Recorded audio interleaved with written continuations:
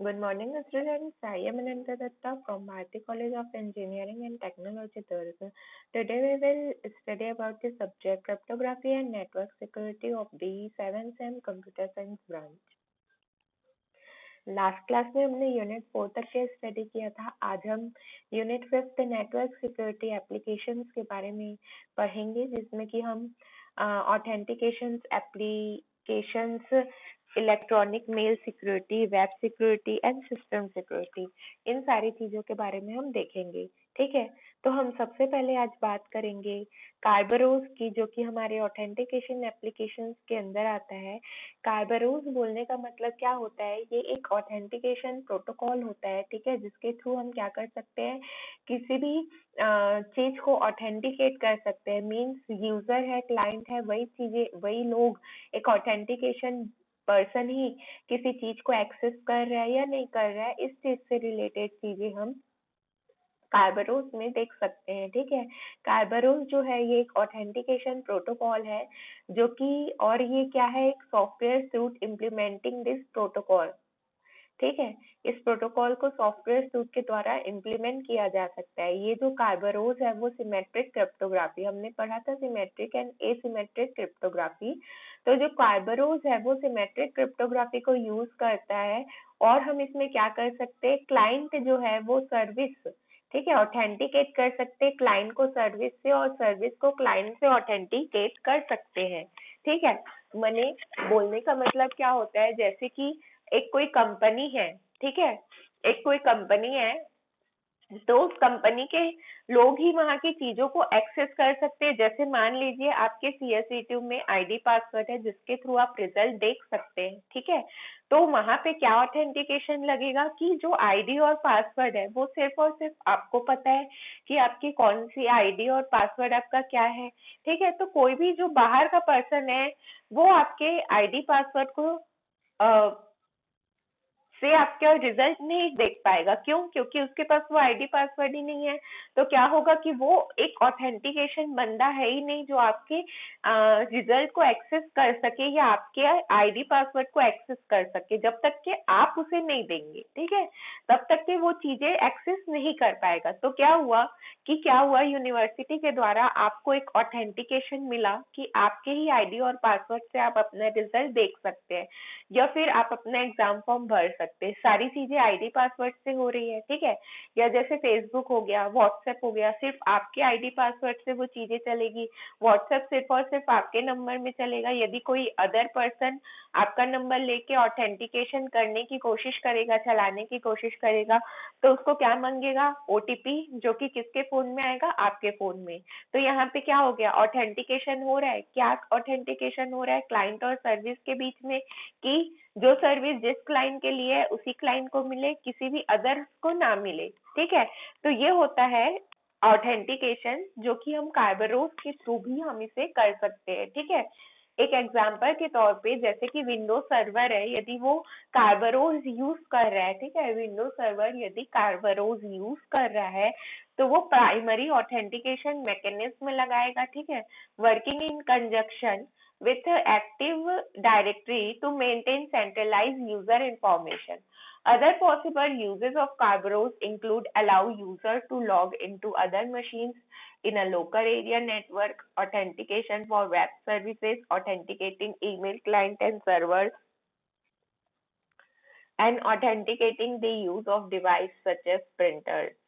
ठीक है, services using Kerberos authentications are commonly referred as Kerberized. ठीक है, मीन्स जो Kerberos authentication की सर्विसेज को यूज करता है हम उसे बोलते हैं Kerberized। ठीक है, और इसमें क्या होता है कि किसी भी जहाँ पे भी एक ऑथेंटिकेशन रहता है, जैसे कि क्लाइंट सर्वर का ईमेल्स हो गया, मीन सेंडर और रिसीवर को पता है कि वही ईमेल सेंड कर रहा है। ठीक है, तो हर जगह ऑथेंटिकेशन जो चीजें लगती है वहां पे हम कार्बरोस को यूज कर सकते हैं। ठीक है, अब आप देखिए, कार्बरोस यदि सर्वर में है तो वो क्लाइंट से सर्वर तक के मैसेज जाएगा। ठीक है, मैसेज जाने के बाद क्लाइंट का एक सेशन आएगा। ठीक है, क्लाइंट का एक सेशन आएगा, उस सेशन क्रिएट करके वो कॉल कर सकते, मैंने चैट कर सकता है या जो भी उसे काम करना है वो काम वहां पे वो कर सकता है, ठीक है। उसके बाद एक टिकट उसे मिला, जैसे कि मान लीजिए आप यदि एक कहीं पे कुछ आईडी पासवर्ड के थ्रू लॉगिन कर रहे हैं या कुछ पेमेंट कर रहे हैं, तो आपने पहले क्या किया, पेमेंट का जितना भी अमाउंट था वो डाला। उसके बाद वहां पे क्या हुआ, उसने आपको जनरेट करके दिया, देन उसने आपको एक ओटीपी दिया। ओटीपी को जब आप ओटीपी उसने आपको भेजा आपके फोन में, जब आप ओटीपी वहां पे एंटर करेंगे तब क्या हो जाएगा कि आप ऑथेंटिकेटर है। उसे क्या समझ आएगा कि सिर्फ आप ही के पास ऑथेंटिक ही है, कि आप ही उस चीज को एक्सेस कर रहे हैं, ठीक है। अब यदि यहाँ पे मान लीजिए कि कोई थर्ड पर्सन है जो कि आपका कुछ ऑनलाइन यूज कर रहा है या एक्सेस करना चाह रहा है, तो ये क्या करेगा, ओटीपी तो आपको सेंड करेगा, ठीक है। ओटीपी आपको सेंड करेगा तो आपने ओटीपी डाला ही नहीं, तो यहाँ पे क्या हो जाएगा, कनेक्शन जो है वो लॉस्ट हो जाएगा। क्यों? क्योंकि उसने ओटीपी आपको भेजा, बट ओटीपी का रिक्वेस्ट किसी थर्ड पर्सन ने किया था, ठीक है। तो यहाँ पे क्या हुआ कि आपने ओटीपी वापस भेजा ही नहीं, तो आगे का प्रोसेस होगा ही नहीं। जब और यदि आप ही यहाँ पे आप ही यदि यहाँ पे कर रहे हैं ओटीपी, यदि आप ही के पास आया है और आपने ओटीपी वापस भेजा, मीन्स क्या होगा कि आप वहां पे क्या है, एक ऑथेंटिकेटर है, ठीक है। फिर क्लाइंट से सर्वर जो भी बात करना है वो कर देंगे, क्लाइंट सर्वर की सेशन की चलेगी, सेशन की चलने के बाद क्या होगा कि ऑथेंटिकेटर 2 जो भी रहेगा वो भी वहां पे रिस्पॉन्स करेगा, ठीक है। तो ये आपका था कार्बरोस का सर्वर एंड ऑथेंटिकेशन, मींस कैसे हम सर्वर से ले चीजें टिकट ट्रांसफर करते हैं और कैसे हम ऑथेंटिकेट यहाँ पे करते हैं, ठीक है। देखिए कार्बरोस ऑथेंटिकेशन में क्लाइंट और जो ऑथेंटिकेशन सर्वर रहेगा वो दोनों एक दूसरे को ऑथेंटिकेट करेंगे, ठीक है। Client and ticket granting server authenticate themselves to each other. Client और जो टिकट ग्रांटिंग सर्वर है वो दोनों एक दूसरे को ऑथेंटिकेट करेंगे। जैसे कि मान लीजिए आप व्हाट्सएप चलाना चाह रहे हैं, व्हाट्सएप आपने न्यू फोन लिया और उसमें आप अपने नंबर से व्हाट्सएप बनाएंगे, इंस्टॉल करेंगे, तो आप उसमें अपना नंबर डालेंगे, आपके नंबर में ओटीपी आएगा तो आप वहां पे ओटीपी डालेंगे, ठीक है। तो क्या होता है इस केस में कि जैसे ही आपने ओटीपी वहां पे डाला, तो आपको क्या पता है कि वो आपका फोन है, इसीलिए आपने वहां पे डाला। यदि कोई थर्ड पर्सन आपका नंबर व्हाट्सएप को एक्सेस करने के लिए डाले तो ओटीपी उसको तो जाएगा नहीं, ओटीपी आपके नंबर में जाएगा। तो यहीं पे ये ऑथेंटिकेशन होता है, ठीक है। देन आता है explain the exchange of session keys between client and server using Kerberos, ठीक है। Kerberos को यूज करके क्लाइंट और सर्वर कैसे कीज एक्सचेंज करते हैं, ये चीजें मैंने आपको अभी ही बताई है कि जब भी जैसे कि आपने पेमेंट किया तो ओटीपी वो भेजता है तब आप उसे डालते हैं, मीन्स क्या हुआ, वहां पे सेशन की एक्सचेंज हुआ कि या ओटीपी, जो भी एक ही मतलब है, ओटीपी वहां पे एक्सचेंज हुआ, उसने आपको भेजा, आपने वही सेम ओटीपी डाला, तभी आपका पेमेंट हुआ, है ना। तो ये होता है exchange of session keys between client and server, means वो आपको कोई एक की देगा, वही की आप उसमें डालेंगे तो उसे क्या पता चलेगा कि आप ही ने रिक्वेस्ट किया है सर्वर में, आप ही वो क्लाइंट है जिसने वहां पे रिक्वेस्ट किया है, इसीलिए सेशन कीज जो है वो एक्सचेंज हो रहे हैं, ठीक है। देन नेक्स्ट आता है हमारा पब्लिक की इंफ्रास्ट्रक्चर, ठीक है। पब्लिक की इंफ्रास्ट्रक्चर क्या होता है, ये पब्लिक की जो इंफ्रास्ट्रक्चर है, ये एक set of hardware, software, pupils, policies और प्रोसीजर है जो कि कुछ भी चीज को क्रिएट करना चाहते हैं, मैनेज करना चाहते हैं, स्टोर करना चाहते हैं या डिस्ट्रीब्यूट करना चाहते हैं, या फिर ये एक डिजिटल सर्टिफिकेट्स होते हैं जो कि एसिमेट्रिक क्रिप्टोग्राफी में बेस्ड रहते हैं। इसका जो एक प्रिंसिपल ऑब्जेक्टिव्स है वो क्या है यहाँ पे कि पीकी आई को जो ये है इनेबल करते हैं सिक्योरिटी के लिए, कन्वीनियंट के लिए, इन पब्लिक कीज को वो वहां पे एफिशिएंट तरीके से वर्क करते हैं। The internet engineering task force IETF, public की इंफ्रास्ट्रक्चर वर्किंग ग्रुप्स, ये सारी जो है ड्राइविंग करते force behind setting up a normal formal model based on X509 that is suitable for deploying a certificate based architecture on internet। ठीक है, अब जो PKI मॉडल होता है, ठीक है, PKIX जो मॉडल होता है पब्लिक की इंफ्रास्ट्रक्चर का, उसमें यदि हम देखें सबसे पहले तो हमारे पास क्या होती है, एंड एंटिटी होती है। एंड एंटिटी बोलने का मतलब रहता है सर्वर या राउटर, ठीक है, जो कि एंड एंटिटी, एंड यूजर बोलने का मतलब ही होता है डिवाइसेस जैसे कि सर्वर और राउटर, वो किसी से कनेक्ट रहेंगे पब्लिक की सर्टिफिकेट के थ्रू। ठीक है, एंड एंटिटी जो है वो टिपिकली सपोर्ट करेगा पीकेआई रिलेटेड सर्विसेज को। ठीक है, पीकेआई रिलेटेड सर्विसेज को वो सपोर्ट करेगा। देन आता है सर्टिफिकेशन अथॉरिटी।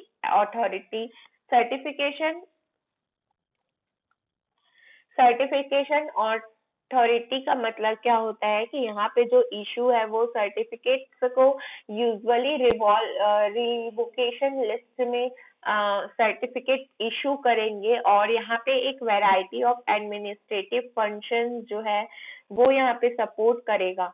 ठीक है,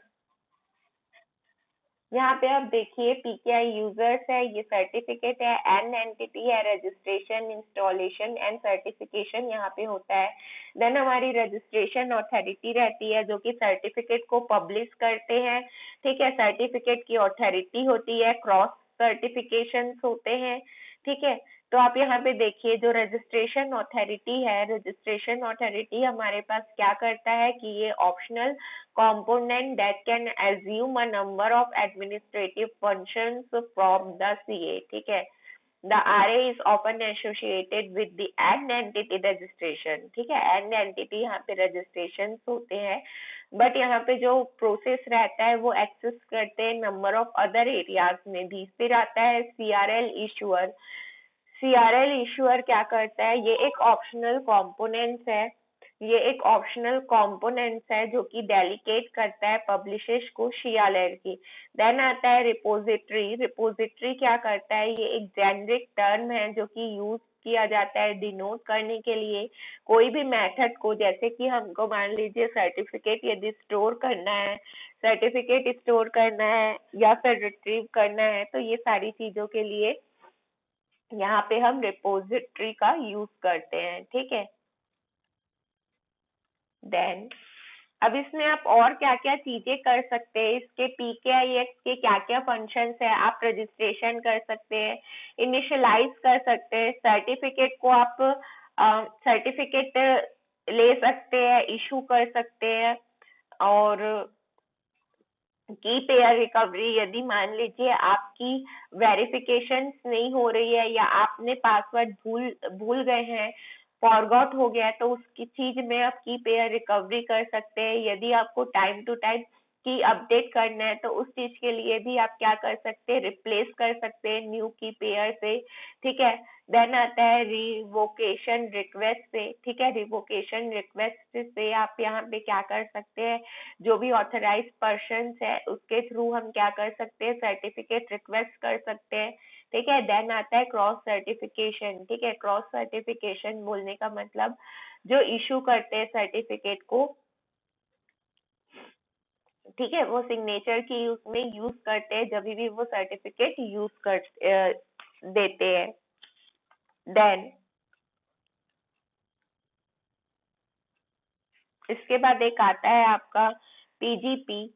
पीजीपी का मतलब क्या होता है, प्रिटी गुड प्राइवेसी। ठीक है, ये प्रिटी गुड प्राइवेसी जो है इसे फिल जैमरमैन ने डेवलप किया था। ये क्या है, एक ये ओपन सोर्स है और फ्रीली अवेलेबल सॉफ्टवेयर पैकेज है जो कि ईमेल सिक्योरिटी के लिए आपका अवेलेबल है। इसे ईमेल सिक्योरिटी के लिए यूज किया जाता है। ये क्या है, ऑथेंटिकेशन करता है डिजिटल सिग्नेचर्स के थ्रू। डिजिटल सिग्नेचर्स के थ्रू ये आपको ऑथेंटिकेशन प्रोवाइड करता है, ऑथेंटिकेशन प्रोवाइड करता है। और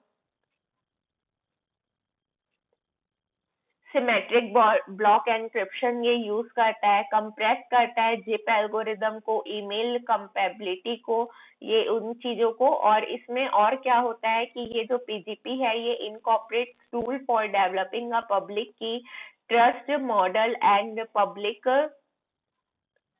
की सर्टिफिकेट मैनेजमेंट। ठीक है, ये दोनों चीज को मैनेज करता है। पब्लिक की ये जो पीजीपी रहता है, प्रीटी ग्रुप सर्विस, इसमें encryption, non reputation and message integrity जैसे सर्विसेज आपको इसमें प्रोवाइड रहते हैं। ठीक है, देन पीजीपी के यदि आप सर्विसेज के बारे में बात करें कि पीजीपी में क्या क्या सर्विसेज है, तो ये एक फ्री वर्जन है। ठीक है, ये यूनिक्स, विंडोज, मशीनटोज और जितने भी ऑपरेटिंग सिस्टम है ये प्राय सब में रन करता है। और ये क्या है, फ्रीली अवेलेबल है और सारे डिफरेंट प्लेटफॉर्म्स में ये रन करता है। ठीक है, और इसमें जो एल्गोरिदम रहते हैं वो RSA, DSS, डेफी, हेलमेंट्स, ये सारे चीजों को यूज करता है। इसमें ये सारे के पैकेजेस इंक्लूड रहते हैं। हैश कोडिंग, SHA-1, जितना भी हमने पढ़ा था ये सारे के पैकेजेस इसमें इंक्लूड रहते हैं। ठीक है, इसमें एक वाइड रेंज ऑफ एप्लीकेशंस है